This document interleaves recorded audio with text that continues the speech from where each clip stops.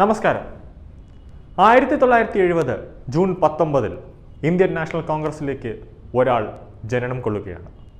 ആ വ്യക്തി അന്ന് രാഷ്ട്രീയക്കാരനായി തന്നെ ഇന്ത്യൻ നാഷണൽ കോൺഗ്രസിലേക്ക് എത്തുന്നു. ആ വ്യക്തിയുടെ പേര് രാഹുൽ ഗാന്ധി എന്നാണ്. ഈ രാഹുൽ ഗാന്ധി അമേഠിയിൽ മത്സരിക്കുന്നു, പരാജയപ്പെടുന്നു. അവിടെ നിന്ന് ഓടി നേരെ വയനാട്ടിലേക്ക് എത്തുന്നു. അവിടെ നിന്ന് എങ്ങനെയോ UDFൻ്റെയും മുസ്ലിം ലീഗിൻ്റെയൊക്കെ കാരുണ്യം കൊണ്ട് വിജയിച്ച് MP ആയിട്ട് പാർലമെൻറ്റിലേക്ക് പോകുന്നു. ഇപ്പോൾ വീണ്ടും അമേഠിയിലേക്ക് ലോക്സഭാ തിരഞ്ഞെടുപ്പ് വരുന്നു. വയനാട്ട് മത്സരിച്ചു. അവിടെ ഉള്ള ജനങ്ങളെ വഞ്ചിച്ചുകൊണ്ട് നേരെ റായ്ബറിലേക്ക് മത്സരിച്ചിരിക്കുകയാണ്. ഇനി ജൂൺ 4 അറിയാൻ പോകുന്നത് വയനാടാണോ റായ്ബേരിയിലാണോ രാഹുൽ ഗാന്ധി വിജയിക്കുകയാണ്. ഇത് രണ്ടിലും പരാജയപ്പെട്ടാൽ എന്താണ് രാഹുൽ ഗാന്ധിയുടെ അടുത്ത നീക്കമെന്നാണ് ഇനി നമുക്കറിയേണ്ടത്. രാഹുൽ ഗാന്ധി 2017 മുതൽ 2019 വരെ ഇന്ത്യൻ നാഷണൽ കോൺഗ്രസിൻ്റെ തലവനായിട്ടാണ് ഇരുന്നത്. അവിടെയെല്ലാം ഭരിച്ച് എനിക്ക് പറ്റില്ല എന്ന് മനസ്സിലായപ്പോഴാണ് പുള്ളി ഇടയ്ക്കിടയ്ക്ക് ഇറ്റലിയിലേക്ക് വിമാനം കയറും. അവിടെ എന്താണ് പരിപാടി എന്ന് ആർക്കും അറിയില്ല ഇതുവരെയായിട്ട്. വിമാനത്തിൽ കയറി ഇറ്റലിയിലേക്ക് പോകും.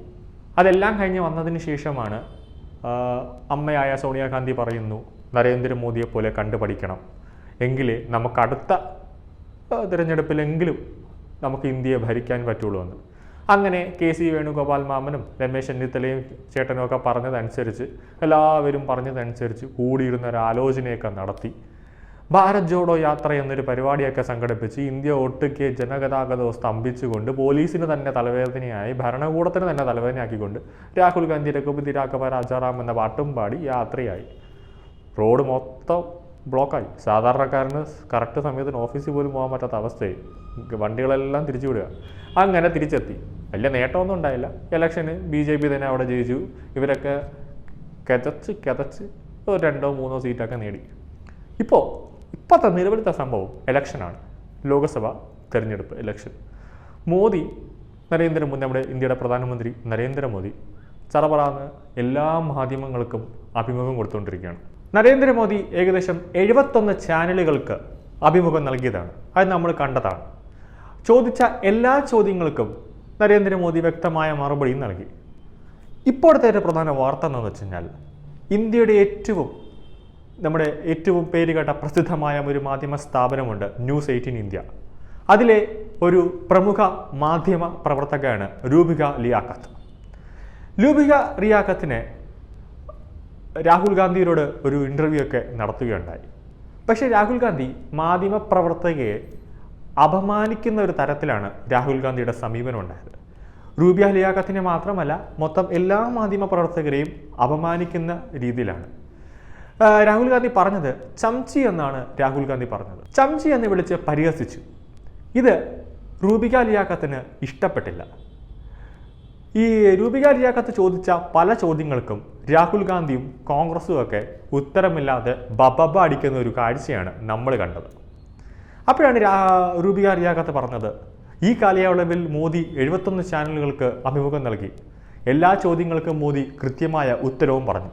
ചൈനയെ പറ്റി ചോദിച്ചു, പാകിസ്ഥാനെ പറ്റി ചോദിച്ചു, നാണയപ്പെരുപ്പ് അതിനെപ്പറ്റി ചോദിച്ചു, തീവ്രവാദികളെ പറ്റി ചോദിച്ചു. ഇതെല്ലാം മോദി ഉത്തരം നൽകി. എന്തുകൊണ്ടാണ് താങ്കൾ മാത്രം ഉത്തരം നൽകാത്തത്? അതാണ് രൂപിക ലിയാഖത്ത് ചോദിച്ചത്. കുറഞ്ഞ പക്ഷം ഏതെങ്കിലും ഒരു അഭിമുഖം താങ്കൾക്ക് നൽകാമായിരുന്നു. എൻ്റെ കൂടെ ഒരു വാക്പോരിന് വരുമെന്ന് രാഹുൽ ഗാന്ധി നരേന്ദ്രമോദിയെ വിളിക്കുകയുണ്ടായി, പരസ്യമായി വെല്ലുവിളിച്ചു. അതിന് സ്മൃതി ഇറാനി കൊടുത്ത നല്ല ഉഗ്രം മറുപടിയാണ്. നരേന്ദ്രമോദി എന്ന് പറയുന്നത് പ്രധാനമന്ത്രി സ്ഥാനാർത്ഥിയാണ്.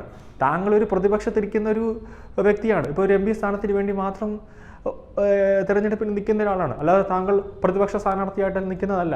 അങ്ങനെയുള്ള ഒരാൾക്ക് നരേന്ദ്രമോദി എന്തിനുകൊണ്ട് ഒരു വാക്പോരിന് വരണം എന്നൊക്കെ പറഞ്ഞു.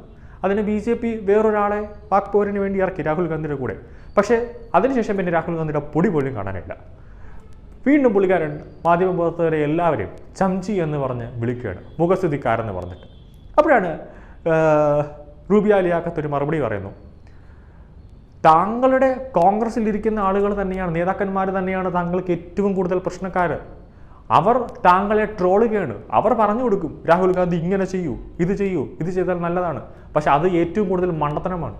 അവർ പറഞ്ഞതിൽ ഏറ്റവും കൂടുതൽ മണ്ടത്തരമാണ് ഭാരത് ജോഡോ യാത്ര ചെയ്യാം, അങ്ങനെ ചെയ്താൽ കുറേ ആളുകളുടെ ഒക്കെ ഒരു വോട്ട് കിട്ടും, കുറേ ആളുകളുടെ മനസ്സിൽ ഒരു സ്ഥാനം കിട്ടുമെന്നൊക്കെ. അത് ഏറ്റവും വലിയൊരു മണ്ടത്തനം എന്ന് തന്നെ പറയാം. അവിടെ ചെന്ന് കാണിച്ചു കൂട്ടിയ തോന്നിവാസങ്ങളെല്ലാം കോമഡികൾക്ക് ഒരു കൈയും കണക്കില്ല. ഓരോ ജില്ലയിൽ ചെല്ലും, അവിടുത്തെ ഇഷ്ടപ്പെട്ട വിഭവങ്ങൾ ഉണ്ടാക്കും, അവിടുത്തെ കഴിക്കും, ബേക്കറി കയറി പലഹാരം തിന്നും. ഇതായിരുന്നു രാഹുൽ ഗാന്ധി അവിടെ ചെയ്തുകൊണ്ടിരുന്ന പരിപാടി. എന്നിട്ട് അവിടെ ചെന്ന് സൈക്കിളിന് പുറത്ത് ഓടുന്നു, ട്രക്കിന് പുറത്ത് ഓടുന്നു, പിന്നെ അണികൾക്ക് വെള്ളം കൊടുക്കുന്നു. ഇതൊക്കെയാണ് അവിടെ രാഹുൽ ഗാന്ധി കാണിച്ചു കൂട്ടുന്ന ഓരോ കാര്യങ്ങൾ. രാഹുൽ ഇതെല്ലാം കാണിക്കേണ്ടത്. താങ്കൾ ഇന്ത്യൻ നാഷണൽ കോൺഗ്രസിൻ്റെ ഒരു മുതിർന്ന നേതാവാണ്. പക്വതയോടുകൂടി താങ്കൾ പെരുമാറണം. എങ്കിൽ മാത്രമേ കോൺഗ്രസ്സിന് ഒരു നിലനിൽപ്പുണ്ടാകുള്ളൂ. കോൺഗ്രസ് എന്ന പ്രസ്ഥാനം തകർന്ന് തരിപ്പണമായിക്കൊണ്ടിരിക്കുകയാണ്. ഓരോ ദിവസവും കോൺഗ്രസ്സിലെ ഓരോ നേതാക്കൾ മറ്റ് ഇതിലേക്ക് പൊക്കിക്കൊണ്ടിരിക്കുകയാണ്. താങ്കൾ സ്വന്തമായി താങ്കളുടെ കാര്യങ്ങൾ ചെയ്യണം. അല്ലാതെ ഏതെങ്കിലും നേതാക്കൾ പറയുന്നത് പോലെ അതല്ല ചെയ്യേണ്ടത്. അതാണ് ഒരു രാഷ്ട്രീയ നേതാവ്. നരേന്ദ്ര ദാമോദർദാസ് മോദിയെ താങ്കൾ കണ്ടുപിടിക്കണം. ഇത്രയേറെ ജനങ്ങൾ അദ്ദേഹത്തിന് സപ്പോർട്ടായിട്ട് നിൽക്കുന്നു. താങ്കളുടെ പാർട്ടി ഭരിച്ചിരുന്ന സമയത്ത് ഒരു ലോക രാജ്യങ്ങൾ പോലും ഇന്ത്യക്ക് സപ്പോർട്ടായിട്ടില്ലായിരുന്നു. ഇന്ത്യക്ക് ഇപ്പോൾ ഏതെങ്കിലും ഒരു രൂപയുടെ ആവശ്യം വന്നാൽ ലോക രാജ്യങ്ങൾ മുന്നിട്ട് നിൽക്കും ഇന്ത്യയെ സഹായിക്കാൻ. താങ്കളുടെ പാർട്ടി ഭരിച്ചിരുന്ന സമയത്ത് ഇന്ത്യയിൽ തീവ്രവാദികളുടെ ആക്രമണം ഉണ്ടായിരുന്നു. മുംബൈ ഭീകരാക്രമണം നമ്മൾ കണ്ടതാണ്. ശക്തമായ ഒരു പ്രതിരോധം അതിർത്തിയിൽ കൊടുക്കാത്തത് തീവ്രവാദികൾ നുഴഞ്ഞുകയറ്റത്തിന് സാധ്യത വന്നു. ഇന്ത്യ അങ്ങനെയല്ല. പാകിസ്ഥാൻ നരേന്ദ്രമോദി അധികാരമേറ്റ സമയത്ത് പാകിസ്ഥാൻ കയറി വന്ന് നമ്മുടെ ഇന്ത്യൻ പട്ടാളക്കാരെ കൊന്നു. പക്ഷേ ശക്തമായ തിരിച്ചടി ഉണ്ടായിരുന്നു. പാകിസ്ഥാൻ ബോർഡർ കടന്നു ചെന്നിട്ടാണ് ഇന്ത്യയുടെ ആയുധ വിമാനങ്ങൾ ഓരോ പാക് തീവ്രവാദികളെയും കൊന്നൊടുക്കിയത്. അവരുടെ മടയിൽ കയറിയാണ് കൊന്നൊടുക്കിയത്. അതിൻ്റെ അർത്ഥം ഇന്ത്യ ഇന്ന് ഏതൊക്കെ നിലയിൽ നിൽക്കുന്നു. ഇന്ത്യ 2047 കൂടി നരേന്ദ്രമോദിയുടെ നേതൃത്വത്തിൽ ഇന്ത്യ വികസിക്കും.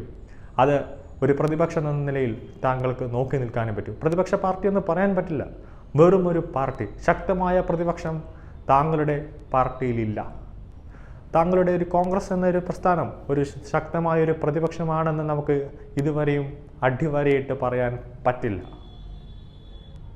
അതുകൊണ്ടാണ് മാധ്യമപ്രവർത്തകരെ പോലും താങ്കൾ പുച്ഛിക്കുന്നു, ജനങ്ങളെ പോലും താങ്കൾ പുച്ഛിക്കുന്നു.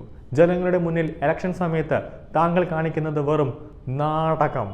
1 രൂപയ്ക്ക് പോലും വിലയില്ലാത്ത നാടകമാണ് രാഹുൽ ഗാന്ധി നിങ്ങൾ കാണിക്കുന്നത്. ഇത് മാറിയേ പറ്റൂ. ഇല്ലെങ്കിൽ ഒരു ജനങ്ങൾ പോലും ഇന്ത്യൻ നാഷണൽ കോൺഗ്രസിന് ഒരു വില കൽപ്പിക്കില്ല എന്ന് തന്നെ എടുത്തു പറയേണ്ടതാണ്. കാരണം BJP 100 വർഷം ഭരിക്കാനുള്ള എല്ലാ രീതികളും BJPയിലുണ്ട്. അതുകൊണ്ട് തന്നെ അത് ഈ ഇലക്ഷനിൽ വ്യക്തമാണ്. ഒരു തരത്തിലുള്ള ജനവികാരം BJPക്ക് ഇല്ല.